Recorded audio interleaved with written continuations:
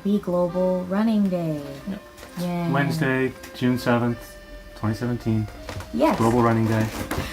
We went out for a run this morning before. Land Paris semi or half marathon race weekend for 2017. We're going to give you some more of our tips and info from 2016. Okay, so for the race itself, last year we ran just the half marathon. We didn't do the 5K or I don't think there was a 10K last year. There wasn't a 10K. No. So we only ran the half marathon. Right.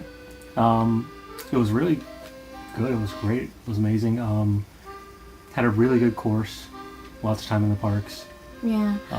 The weather was really nice. It was a little bit windy in the beginning, so that added to some chill.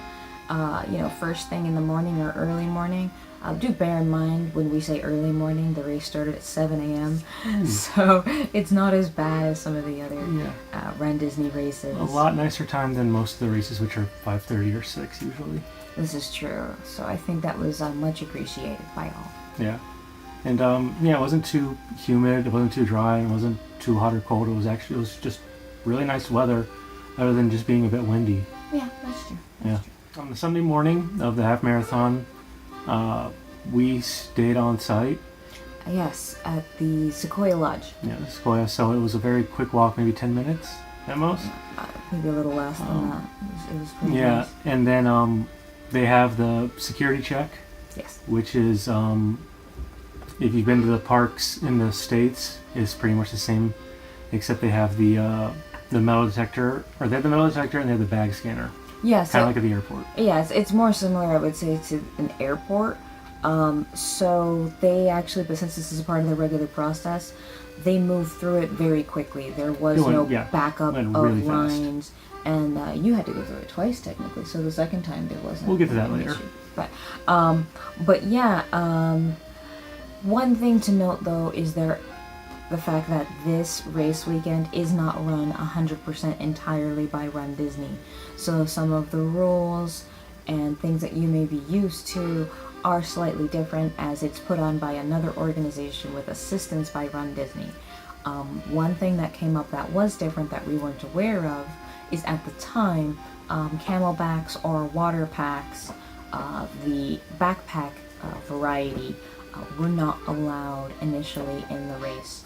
Now, there were some people who were able to bring some in later, but initially we got there early, as you tend to do, and we recommend, but we unfortunately had to return ours to our... They weren't really great on giving all the information, like how much water and food was going to be on the course, so we figured we would bring one of the water backpacks just to make sure we had water, and then when we got up to the corrals, it turned out we weren't allowed to have it. Right, but to be fair and just honest, there was plenty of water, and there was more than one... Yeah, it ended up not being a problem at all. Right, there's even more than one food stop on the actual course itself, so that wound up being not an issue at all. But one word of caution with that, though, is luckily we were staying on site, so we could easily return to our room and put those materials away. Sorry, that was a cat. And... if you're off-site, that may be more difficult for you. It was not very clear how bag check would necessarily work. An important thing to remember is that the pre-race area is not the same or near the same size as any runDisney race on the West Coast or East Coast. It is a very small area. It's basically just like there's the small little tent area, or I don't know. The arena? It's the arena. It's really just like a really big pavilion tent, which is where they had the registration and the expo. And so that area is open inside, just to kind of give you shelter from the weather. Right, but it's not large enough to. And then you go through the there, race. and it's really just straight to the corrals. There's no like pre-race stage entertainment. They just have the stage up by the start line with like the hosts and like one big screen. So it is important to bear in mind and prepare accordingly if you are going to be bringing materials such as a bag or any extra items that may not be approved once you get there. Just give yourself that additional time to A, get through security, and B, check your bag if necessary. So now we're going to talk about the actual corrals for this race weekend. Bear in mind, there are actually only 4 corrals in 2016 for this race. It's very, very different in that A is a very small corral. It's elites. It's somewhat similar. B are those that were faster, I would say. Bear in mind that proof of time is for those who can complete a half marathon in under 1 hour and 30 minutes. This is very different from the current amount of 2 hours and 45 minutes for the Disneyland and Disney World Run Disney weekends. So, kind of if you are going to be slower than 1 hour 30, essentially it seemed as though for the most part you were put in Corral C, which was a significantly large corral, the largest corral, because Corral D actually wound up being about 50 people who registered at the last minute. Yeah, it was kind of weird because Corral A was maybe about 100 people. Maybe. Corral B was about 1,000? Possibly. Definitely significantly smaller than C. Corral C was a couple thousand people. Yes. And then Corral D was like 50. So that's just something to bear in mind. Who knows how the corrals will be this year? Right. They could be different, but one of the biggest benefits was if you get there early, you are ahead of that many people because there are just that many fewer corrals. Mm-hmm. So it really paid off to get there really early. And then when they did start the race, they did rolling starts. Yes. Which is, I think they've started doing that at all the Run Disney events now. Yes, actually, this event was the start of the rolling starts. It's funny, a lot of people ask, when did Disneyland started? When did Disney World? Where did they get this idea? Why did they start it? It actually came through the partnership of Run Disney with this other organization in France for the Disneyland Paris race. These race series in France at Disneyland Paris was their first time. They were, I guess, demonstrating here's how a rolling start works, and it was very effective. Actually, we were in Corral C, as we mentioned in the beginning of Corral C. We were the 18th group to go. So that just kind of tells you as well, even though the corrals are few, there being only 4, there is a significant number of groups within the corral, and we were still at the front of C, so there were quite a number of starts. Those of you who maybe just ran the 2017 Dark Side races, as we also did, may also note there was a significant number of rolling starts or groups as well for that race. Okay, so for pre-race entertainment, if you're used to an Easter West Coast Run Disney event these days, you may be used to seeing characters in a big parking lot area ahead of time, possible meet and greets, a DJ, some backdrops, a big open area where you can just mingle and hang out with people. That doesn't exist here. No, like we said earlier, it's just like, it's the tent, and then like a little area to the side, and then the corrals. Yeah, it's more of a lack of space. Now again, this could change. Part of it was they were actually very surprised that mostly it was not locals, but those who have already run Disney races in the past last year that showed up so early with an expectation to see some backdrops and some characters. There was one backdrop. It was a backdrop that pretty much just said Run Disney, had Mickey. May have mentioned Run Disney Paris or Run Disney France, but there wasn't a lot of pre-race entertainment. So we do caution you on going in with that thought. Again, it may change. We still recommend you get there early for the corrals, but there is a significant lack of space to house that many people in an open area outside of the corrals. But also, they could change things up this year. Last year was the very first time they did the race, so who knows what they'll change. Right. So when we get to still being pre-race, you're standing in the corrals, you're waiting around. You may be used to Rudy or Carissa or Kwame or some of the other individuals who, kind of stand off to the side somewhere or on a stage and there's screens where you can watch them. There are race announcers at this race. They speak English and French, which is great. However, there is only one screen, which is right up by the start line. Right, because it's used to count down the actual start of each group. So if you are not at the actual start line, and generally speaking, unless you're in the elite corral, you probably will not be. You cannot really see what's going on, but we can, if you are interested actually, in our race videos from last year's race, we do have a little bit of footage of this. We can tell you there is a techno dance party for the A Corral, but they're such elite runners that no one really danced. So, but you know, the music's loud enough that you can actually, you know, participate if you want, but unfortunately, there aren't as many speakers or screens last year. There weren't as many for you to be able to see exactly what's going on in the action. So it does give you a nice opportunity to, you know, talk with your neighbors and get to know them. And you're about to do 13.1 miles or 6.2 or 3.1 together. So, you know, get to be friendly. Okay, so we've gone over the kind of pre-race and arriving at the corrals, and then what they have, you know, before the start with entertainment and, you know, the hosts, and you get to mingle with a whole lot of people. Yes. Who are also jet lagged. Yes. The majority of people are going to be Americans over there, and they're going to be jet lagged just like you. Yeah. Well, they put out the numbers. It was quite a few locals, but of the folks coming over to France, the majority were Americans. Yeah. From across. So then, for the race itself, there's a couple of big differences. First of all, you are in Europe, so it's the metric system. So they don't have mile markers, they have kilometer markers, which, if you don't think about it ahead of time, it's going to really throw you off when you come up to that first marker and you're wondering why your pace is suddenly so good. The best ever. I've never run that fast. So if you have any like pace keepers or timers, or, you know, if you're used to a training program like you're doing a certain mileage pace, ahead of time, go ahead and start figuring that out in kilometers, and figuring out what your kilometer per hour pace should be, how many minutes a kilometer should be for you. Right. It'll make it a lot easier for keeping track on the course. Right. It would be. I mean, you could leave it as is with your system. It just may throw you off to visually see the markers. But many programs, you know, Garmin, things like that, you can switch that over to kilometers just so you have the visual, but it also matches your watch. Yeah.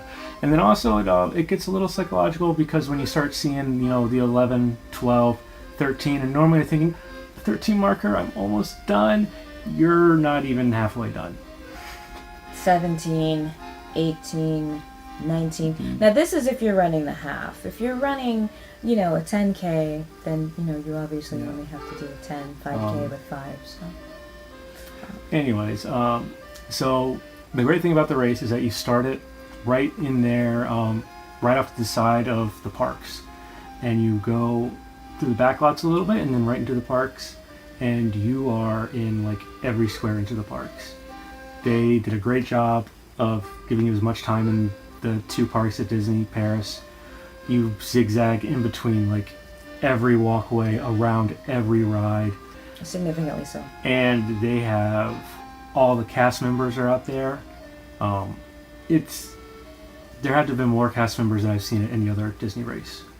And this park is maybe like half the size. And then just tons of characters. So yeah, there's quite a number of characters. It can actually be a little bit overwhelming at times. You know, you're running down one character and then you go a couple feet and there's yet another one. Another issue that occurred, you know, people are having actual meet and greet moments and not really remembering they were in the middle of a race. Yeah, that's one of those like first year issues for an event is, you know, they weren't used to doing the people want to get pictures with the characters, but they're still running a race. So you can't let people hang out for a really long time or get a whole bunch of selfies from a bunch of different angles. Right. So they weren't quite prepared to get pictures and keep people moving. That should improve with this year. I believe it also improved with time. But do bring your cameras, be ready, because there are characters I have not seen in other runDisney races. Yeah. Such as the Cheshire Cat. Yeah, we got Cheshire Cat and Alice were together. The Mad Hatter came out. Robin Hood was there. So there was Captain America, Spider-Man. French Captain America. Yeah. And then, from the Jungle Book, King Louis and Baloo. Just characters, just numerous characters. Yeah. It was a really good time. Again, as we mentioned though, as far as the cast members, the energy was amazing. I can definitely say the energy. Actually, that's the other of thing. They had the races. Aristocats out there because there's an area That's of one of the parks that is like the French area. It's Ratatouille. Where it's Ratatouille. Paris. It's Ratatouille, and then they had all of the staff from the Ratatouille restaurant were out there in their like waiter garb, out there cheering for us. Yes. They had the Aristocats, The Aristocats were which there. you never see anywhere. The characters for Ratatouille itself were out there. Yeah. Now, bear in mind, again, when we talk about the cast members being out there, at the Run Disney races, you may see maybe 1 to 4 of a certain attraction or ride, quite possibly some, maybe not at all. Every single attraction had almost what looked like its entire allotment of cast members. Definitely go back and outside, watch our video from last year, and you'll see it running is and just cheering. the races either in Disney or Disneyland. When you get kind of outside the parks and you get like the big the school groups or cheerleader groups, Right. that's what it felt like. And Right. these were the people who worked there, who got up early. Picking up I don't cones, know, I think just to shouting through see the what it was all about. cones, waving flags. It was amazing. That really got you going because they were so high energy and made you feel really good about everything. Yes. But they also at this race, talking about outside the park entertainment, they were also cheerleaders, dancers, drummers. Oh, there's a ton of stuff. Ton of off-the-course entertainment as well. We go through a village, and the people in the village are cheering you on as well. But we really thought that the star of the half marathon Mascot, which at the time a person in a suit was just Yeah, a guy in an elephant, like the big foam Mascot. head. We had no idea what it was when we saw it, but this elephant dude was just busting moves, Yes. jamming out, and it was so much fun. He had it. Like he got just amazing. I've never seen an element move like that. Yeah. And I used to watch the elephant show, so. Yeah. In that area, there has been a half marathon for a while. Yes. I don't know exactly when it started, but it was just a local, or for the city. And then last year is when Run Disney started getting involved and kind of took over the event. But Well, they worked with the organization that helped yeah, put on that's that event. it was Run Disney and the already local organization. Yes. So there's already that kind of community involvement. There's already an established group of people who know about the race and are excited about it and cheering for people. So even when you get off of the parks, off the Disney property, there's still, all these different groups of entertainment, and when you're running through a little village, there's families just hanging out their window cheering for you. Absolutely. So it's very high energy throughout the course. Again, though, they have announced that the course will change somewhat between last year's and this year's, so we can't guarantee, that you're going to be experiencing the exact same race as we did last year. But we look forward to experiencing this race coming up this year. It's hard to imagine it being a bad course. Yeah, exactly. the And they've mentioned they expect it to be bigger and better. They've added the 10K and the challenge, as we mentioned in our previous video. Yeah. So there's a lot to look forward to. And also out there on the course, there was plenty of water stops. Right, as we mentioned, we just want to reiterate for those that are worried. And then the other great part is there's no energy goo. There are sliced apples. There are nice little pouches of sliced apples, very fresh. Unless you like goo, I guess. I mean, if you don't like apples, or if you really like the energy goo, but it's, I actually really liked it because the apples are really, it's really crisp, moist. It feels really good to eat an apple when you're running. They come in little pre-packaged energy packs. Like, actually, to be honest, if you go to It's those McDonald's, little packets. if you go to McDonald's and you order apple slices and they come in little plastic bags, it's just that. But I don't think they're from McDonald's. Yeah, they're nice. They're a lot nicer. But there are last year there were multiple apple slice stops. I think there's 3. I That was can't. a lot. Go back and watch your video and count for us. There you go. In addition, one last thing we do want to just let you know, the volunteers are amazing that are there cheering you on, giving out water, giving you the apples, picking up. They were a little overwhelmed as far as energy and the number of runners and people who did not speak French. But they tried their best. They were amazing. They made the race happen. Yeah. So we do encourage you, if you do run this race series, just be sure to, merci beaucoup, thank you very much. Thank the volunteers for what they do. They're super sweet, super kind people. Yeah. I have no idea if they get park tickets, but we know that's a huge debate right now on the West Coast. But we do encourage you to engage with them and thank them. Mm-hmm. And so finally, we come to the end of the race experience itself. We will go and do one more video at least, where we do again talk about the actual parks of the Disneyland Paris Resort. We mentioned as well food options, especially those of you who have particular dietary needs, do's and don'ts. But for the end of this particular video, we wanted to share with you one last, possibly for some, the most important part of the race, and that is the bling. So this is the medal you receive from last year for the actual semi or half marathon. Ooh. And then if you did a half marathon at one of the U.S. parks and then go and do that, you get the Castle to the Chateau medal, which is our favorite medal. I think it is the best designed one. It's just cool. Right. It's just super cool. Now bear in mind, if this is your first semi or half marathon of the Run Disney series, you can actually still get the Castle to the Chateau by completing either the Wine and Dine half marathon or the Avengers half marathon. You do not need to complete the challenges themselves, just the half marathon. You can do your, Chateau to Castle. Yes. It's still going to say Castle to the Chateau on the medal though, so sorry about that.